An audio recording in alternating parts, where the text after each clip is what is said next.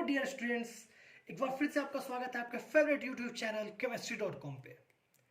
तो दोस्तों आज हम लोग 11th केमिस्ट्री के चैप्टर 1 के जो हमारा टॉपिक है रासायनिक संयोग का नियम, उसके एक बहुत ही इंपॉर्टेंट और फोर्थ लॉ के बारे में हम लोग डिस्कस करेंगे, जो कि हमारा लॉ ऑफ रेसिप्रोकल और इक्विवेलेंट प्रोपोर्शन, तुल्य अनुपात का नियम, या फिर इसी को हम लोग व्युत्क्रम अनुपात भी कहते हैं। इसको हम लोग क्या कहते हैं? व्युत्क्रम अनुपात।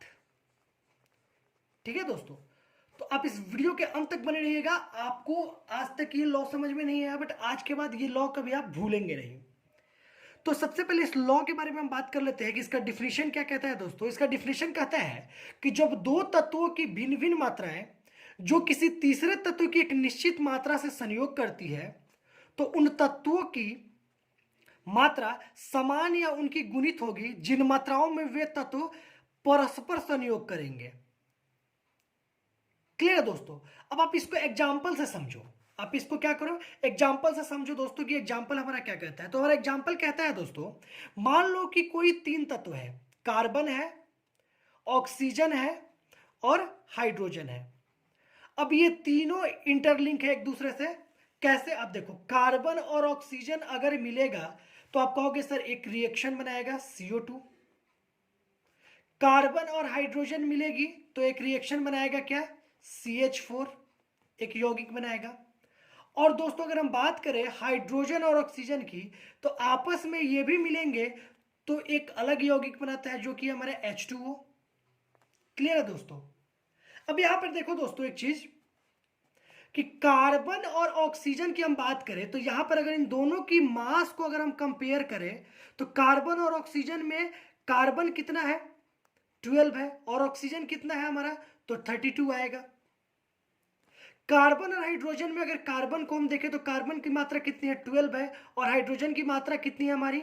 4 है। क्लियर है दोस्तों? अब यहां पर देखो, हाइड्रोजन और ऑक्सीजन अलग अलग है और दोनों एक ही तत्व के साथ, ये दोनों एक ही तत्व के साथ क्या कर रही है? रिएक्शन कर रही है। किसके साथ? कार्बन के साथ। तो दोनों ही कंडीशन में कार्बन तो सेम है, लेकिन हाइड्रोजन और ऑक्सीजन क्या है? अलग अलग है।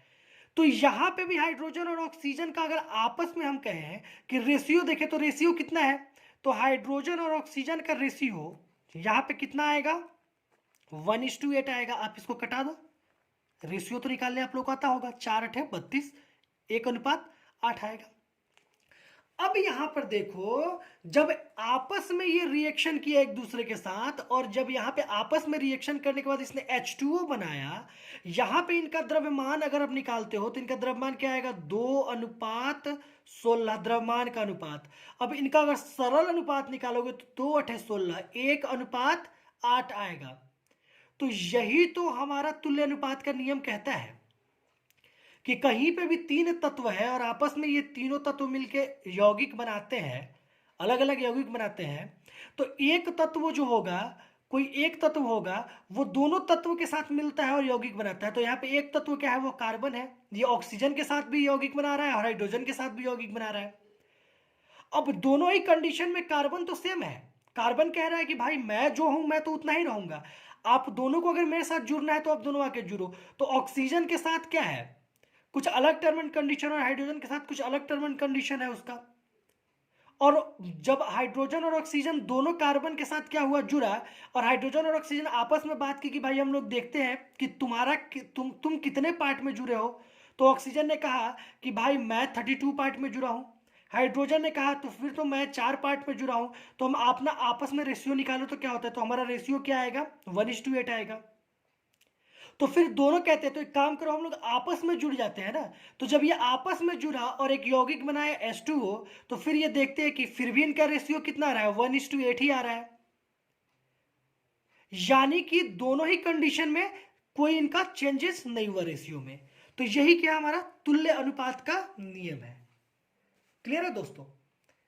तो आपको इसमें आपके नोट्स और एग्जांपल्स भी मैंने दे दिए हैं। आई होप सो कि आपको ये वीडियो काफी